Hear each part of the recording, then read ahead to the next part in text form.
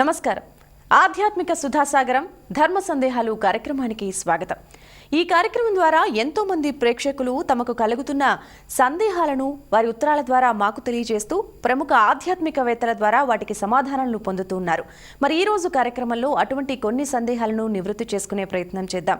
ప్రేక్షకులు రాసిన సందేహాలకు శాస్త్రపరమైన సమాధానాలు తెలియజేయడానికి మనతో పాటు ఉన్నారు ప్రముఖ ఆధ్యాత్మికవేత్త, ప్రవచన వాచస్పతి డాక్టర్ టి.కె.వి. రాఘవన్ గారు. మరి వారితో మాట్లాడదాం. గురుగారు నమస్కారం అండి. నమస్కారం. గురుగారు, ముందుగా మొదటి ఉత్తరం చూద్దామండి. వనంపల్లి నుండి శ్రీరామానంద్ గారు రాస్తూ ఉన్నారు. సాంప్రదాయం అంటే ఏమిటి, దానిని పాటించడం వల్ల కలిగే లాభ నష్టాలు ఏమిటి తెలియజేయగలరు? సాంప్రదాయం అనగానే మన వాళ్ళందరూ కూడా సర్వసాధారణంగా వాడే పదం ఇది. ఏమంటే పొద్దున్నే నిద్ర లేవాలి, స్నానం చేయండి, పూజలు చేసుకోండి, ఇలా ఉండండి, ఇదే సాంప్రదాయం అంటారు. కానీ ఇది నిజమే. దీని వెనకాల చాలా విస్తృతి కలిగిన భావం ఉంది. అసలు ముందు ఈ పదంలో ఆయము అన్నది మొదటి పదం. ఆయము అంటే మన సంపాదన. నెల నెల సంపాదించుకుంటాం, వారంలో సంపాదించుకుంటాం. ఇది మనం తింటాం, ఇష్టమైతే పక్కవాడికి పెడతాం. అందుకని ఆయముని ఇంగ్లీష్లో ఏమంటారు? ఇన్కమ్ అంటారు. అందుకని ఇన్కమ్ ట్యాక్స్ ఆఫీస్ పేరేమిటి? ఆయకర్ భవన్. అది ఆయము అంటే మనము సంపాదించుకునేది. దానికి అక్షరం చేరుద్దాం. దాయము అంటే ఏమిటి? ఒక మహానుభావుడు సంపాదిస్తే పిల్లలు ఉంటారు, ఒకే ఇంటి పేరున వాళ్ళు అవుతారు కదా. వీళ్ళు ఒకే ఇంటి పేరున వాళ్ళు ఇది పంచుకుంటారు, పెంచుకుంటారు. అంటే ఒకే ఇంటి పేరున్న వాళ్ళు కలిసి పంచుకునేలాంటి ఏదో ఒక తత్వం ఉంటుందే, దాని పేరు దాయము. అంటే ఇంటి గొప్పతనము, వృత్తి గొప్పతనము ఇలాంటిది. అందుకనే వాళ్ళు ఏమంటారు? దాయాదులు అంటారు. ఆ తరువాత పదం ఏమిటి? ప్రదాయము, ప్రకృష్టమైన దాయము. ఇందాక చెప్పుకున్న డబ్బు అది అయితే తరిగిపోతుంది. ఇంటి పేరు, గోత్రము కానీ ఒక విశేషము కానీ ఉంటుంది. ఆ వంశంలో 20 తరాలు గడిచిపోయినా కూడా వీరా ఫలానవారండి అంటారు. అంటే మళ్ళీ ఇక్కడ సమాధానం చెప్పాలి. గోత్రం అనగానే ఋషుల గోత్రాలు ఉంటాయండి, వేరే కాదు. ఉదాహరణకి వాళ్ళు ఎవరికో పైడిపాల గోత్రం ఉంది. అది ఎందుకు వచ్చో తెలుసురమ్మా? వాళ్ళ పూర్వీకులు ఎవరో దేవాలయాల్లోనూ బంగారు గిన్నెతో పాలు పట్టుకెళ్ళి నైవేద్యం పెట్టేవారు. పైడి పాల అంటే ఏమైంది? ఆ పేరు వినగానే మనం చూడకపోయినా పెద్దలు గుర్తొస్తారు. దీని పేరు ప్రదాయము. ఇప్పుడు సమ్యక్ ప్రదాయము. సంవత్సరాలు గడిచిపోయిన, తరాలు గడిచిపోయిన, దేశాల్లో మార్పులు వచ్చిన మారకుండా ఉండే కొన్ని విలువలు ఉంటాయి చూచారా? వాటి సమూహానికి పేరు సాంప్రదాయము. నేను ఇంత అవస్థపడి చెప్పాను కదమ్మా. డాక్టర్ నారాయణ రెడ్డి గారు మహానుభావులు ఒక్కటే ముక్కలో చెప్పారు సాంప్రదాయం అంటే. ఎంత అందంగా చెప్పారు తెలుసురా? అంత కడివెడు పాలలోన ఒకంత మీగడ పేరినట్లు మిగులు గతములోపలి మంచి అది సాంప్రదాయం. ఇక మళ్ళీ ఇంకో మాట కావాలమ్మా దానికి. దివ్యల మువ్వలని దాంట్లో చెప్పారు. దాని పేరు సాంప్రదాయము. అంటే ఇవాళ మన జీవన విధానంలో లేదా ఒక ప్రవృత్తిలో, ఒక విశేషంలో కొన్ని పాటిస్తున్నాము అంటే ఇవి మనతోటి ప్రారంభం కాలే. మన పూర్వీకులు ఎక్కడో ఏదో విధంగా, సరే దానికి పురాణం ఆధారమా, వేదం ఆధారమా, అవన్నీ పక్కనట్టే పెట్టండి, మనకు అవసరం లేదు. దాని పేరు సాంప్రదాయము. ఇది పాటిస్తే ఉపయోగం ఏంటన్నారు కదా. చిన్న ఉదాహరణ చెప్పేసి మన తర్వాత ప్రశ్నలోకి వెళ్దాం. ఒకసారి అర్జునుడు తీర్థయాత్ర చేస్తూ కాశీనగరం వెళ్ళాడు. కానీ రాత్రి 9 అయిపోయింది. మరి గంగలో స్నానం చేయకుండా వెనక్కి రాకూడదు, వెంటనే బయలుదేరిపోవాలి. నియమం ఏమిటంటే రాత్రులు నీళ్లలో స్నానం చేయకూడదని నియమం ఉంది. మన వాడు ఏం చేయడం తెలుసా? గంగ ఒడ్డు నిలబడి తాతమ్మ గారు బాగున్నారా అన్నట్ట. కోపం వచ్చింది గంగానదికి. ఎవడరా తాతమ్మ అంటావు? ఎరుగవే భీష్ముడు మాకు తాతగారమ్మా, నువ్వు తాతమ్మవే కదా అంటే గోత్రము చెప్పాడు. చెప్పేసరికి గంగ పరవశించిపోయి సరే నేనే వస్తా అందిట. ఇది ఒక చిన్న ఉదాహరణ మహాభారతంలో. అంటే గతము లోపల ఉండే విశేషాన్నంతా కూడా పరంపరగా కొనసాగించడమే సాంప్రదాయము. ఇది ఒక భారతీయకే కాదు, అన్ని దేశాల వారికి ఉంది. అందరికీ ఉంది. ఆ మూలాలు తెలియకపోయినా మన పెద్దలు అనుసరించిన మార్గం. సరే, ఇది ఎలాంటిది? చెట్టు ఎదుగుతుంటుంది, అవసరమైతే కొన్ని కొమ్మలు కొడతాం, మార్చుకుంటాం. అలా దీంట్లో కొన్ని మార్పులు చేసుకో, తప్పులేదు. మూలం పెకలించకూడదు. మూలం అన్నదేమో సాంప్రదాయము, చెట్లు విస్తరణ, సంస్కృతి, దాంట్లో చిన్న చిన్న తేడాలు ఉంటాయి. అది సంగతి. గురుగారు, మరొక ఉత్తరాన్ని చూద్దాం. అంబాజీపేట నుండి భాస్కర్ గారు వ్రాస్తూ ఉన్నారు. పూజ అర్చన సమయంలో ఆసనంగా చెక్కపీటలు వాడవచ్చా? పూజలు, అర్చనలు, మంత్రతంత్రాల సాధనలు ఒక 30-40 ఏళ్లుగా చాలా విస్తృతి చెంది, ఒకప్పుడు ఇలా చేస్తున్నట్టు వేళాకోళం చేసేవారు. ఒకప్పుడు ఇలాంటి శాస్త్రాలు ఉన్నాయంటే ఆ మంత్రాలు చింతకాయలు రాలుతాయా అనేవారు. కానీ ఎవరైతే అలాంటి మాటలు అన్నారో వాళ్ళే ఇప్పుడు వాటి మీద నడిపిస్తూ అక్కడి నుంచి ఒక ప్రత్యేకత ద్వారా జనాల్లో గడిపోవాలి. దానికోసము ఇదిగో మీరు ఈ పూజ చేస్తున్నట్టయితే ఆసనముగా చిత్రాసనం వాడండి, ఆసనముగా జింక చర్మం వాడితే శ్రేయస్కరం, ఆసనం ఇలాగని చెప్పి రకరకాలుగా చెప్తున్న కారణం చేత ఇలాంటి సందేహం వస్తుంది. నిజమే, కూర్చోడానికి ఆసనాలు రకరకాలైన ఉన్నాయి, చెక్కపీటలు. మరి పూర్వకాలం ఋష్యాశ్రమాల్లో ఎవడు పట్టుకొస్తాడది? కుదరదు. అక్కడ ఉండేవి దర్భలతోటో జింక చర్మంతోటో. ఇప్పుడు జింక చర్మం కావాలంటే కేసులు అవుతాయి, ఇంచేది గొడవ అయిపోతుంది. అందుకని ఇవి ఇలాగ ఉంది. ఒక్కొక్కదానికి ఒక్కో ప్రత్యేకత. యజుర్వేదంలో జింక చర్మం వల్ల ఏమిటి, ఫలోదాని వల్ల ఏమిటి, మరో వస్త్రం వల్ల ఏమిటి, దర్భల ఆసనం వల్ల ఏమిటి, చెక్కలలో కూడా రకాలుంటాయి. మామిడి చెక్క, మరొకటి 27 రకాల వృక్షాలు ఉన్నాయి, 27 నక్షత్రాలు అధిదేవతలు వాటికి. ఒక్కొక్కసారి ఇదంతా పక్కనట్టే పెట్టండి. ఒట్టి నేల మీద మాత్రం కూర్చోకుండా ఒక కాస్త ఆసనం వేసుకోవడం అన్నది వేసుకోవాలి. ఇది సాధారణమైన పూజలకి నియమం. ఇక్కడ మనం ఈ సన్నివేశంలో మాట్లాడుకోవడానికి లేదు. కొన్ని తాంత్రిక పూజలు కానీ కొన్ని విశేషమైన సాధనల కోసమైతే దానికి కొన్ని నియమాలు ఉన్నాయి. అక్కడ ఆసనము దగ్గర నుంచి, అంటే వేసుకునే చెక్క దగ్గర నుంచి, కూర్చునే విధానం దగ్గర నుంచి, అలాంటిది మీ పెద్దల ద్వారా మీకు అవసరమైతే తెలుసుకుండి అలాగే చేస్తా అనుకున్నట్టయితే అవి సంప్రదించండి, అవి చెయ్యండి. అంతే తప్ప ఇబ్బంది ఏం లేదు. అందుకనే మరి పెళ్ళిళ్ళలో చూడండి, చెక్కతో తయారు చేసిన పీట వేస్తారు, లేదండి మాకు ప్లాస్టిక్ కంపెనీ ఉంది పెడతారు, వద్దంటారు దాన్ని. చెక్కతో చేసిన కొత్త వస్త్రం వేస్తారు. ఇలా కొన్నిటికి ప్రత్యేక నియమాలు ఉన్న చోట ఆసనాలు ఏ పద్ధతి అయినా తప్పేం లేదు. అంచేత హాయిగా చెక్క వేసుకుని కొంచెం ఎత్తుగా, దాన్నే మనకి భగవద్గీతలో కూడా చెప్తూ, మరో సందర్భంలో చెప్తూ, మరీ ఎత్తుగా ఉండొద్దు, మరీ నేలవారుగా ఉండొద్దు, జాగ్రత్త అని చెప్తుంది. ఆసన విధి గురించి తప్పేం లేదండి, చెక్కలతోటి వాడుకోవచ్చు, దోషమేమీ లేదు. మరొక ఉత్తరం చూద్దాం గురుగారు. చెన్నై నుండి సుహార్తమ్మ గారు రాస్తున్నారు.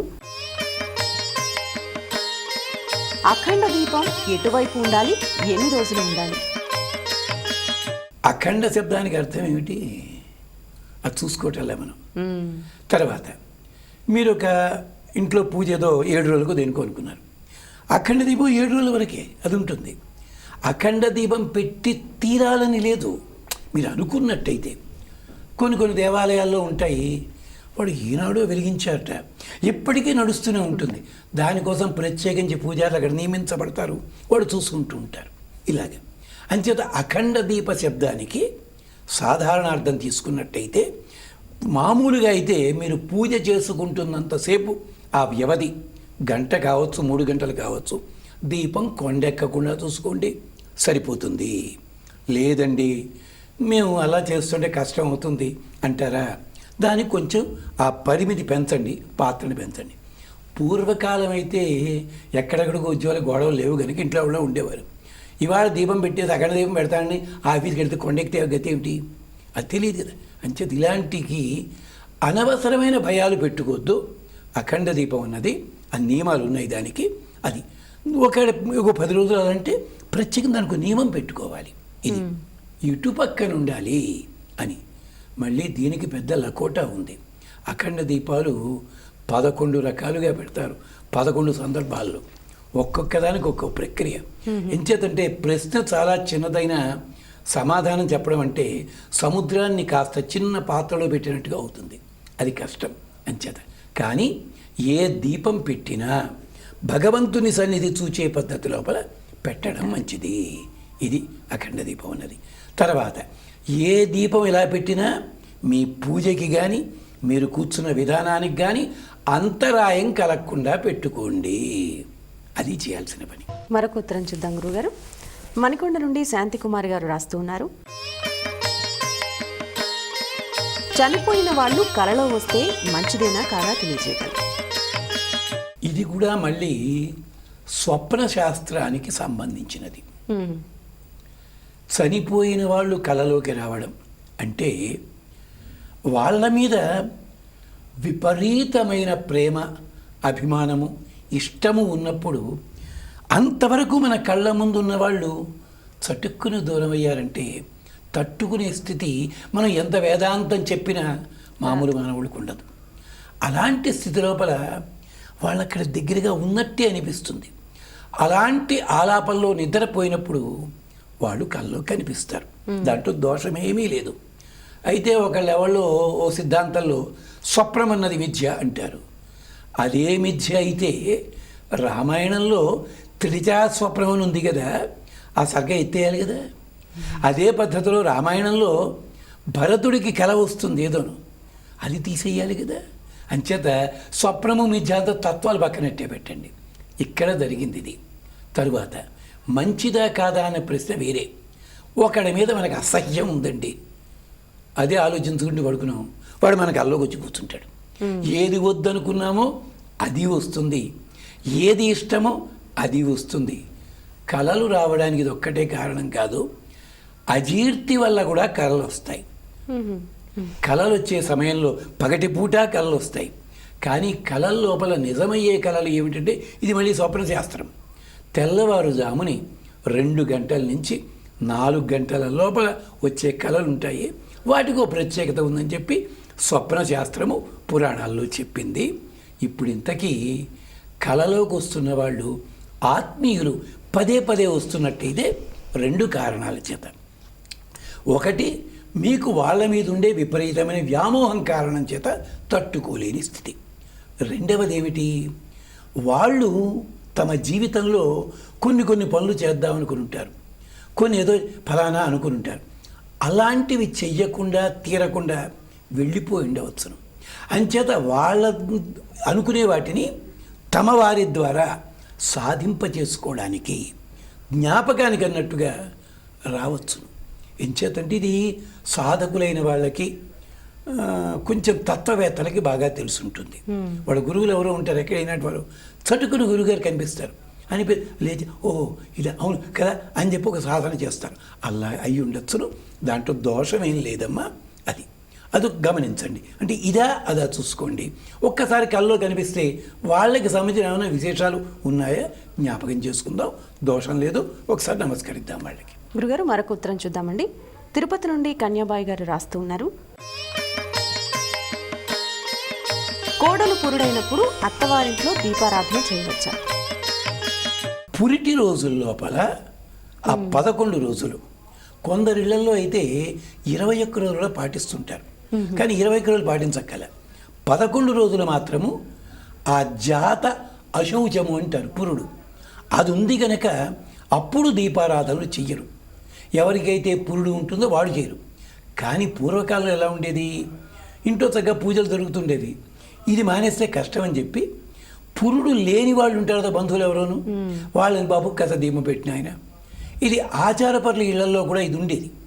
అలాగే దేవాలయాల్లో కూడా ఓ గోత్రం వాళ్ళకి గుడి వచ్చింది, వాళ్ళు వెళ్ళరు, కానీ అక్కడ నడుస్తూనే ఉంటాయి. ఇంటి లోపల కూడా ఇది ఉంటుంది, తప్పేమీ లేదు. కాకపోతే కొన్ని ప్రాంతాల్లో కొన్ని నియమాలు పెట్టుకున్నారు వాళ్ళు. అది వేరే కారణం చేత అంత పెద్ద సంస్కృతి సాంప్రదాయాల్లో తేడా వస్తుంది. కానీ దీపారాధన ఎప్పుడూ కూడా మానక్కర్లేదు. అలాగే మీరు జాతా శౌచం ఉన్నారు, మృతా శౌచానికి కూడా కొందరిళ్లలో ఆ సంవత్సరం దాకా దీపం పెట్టరు.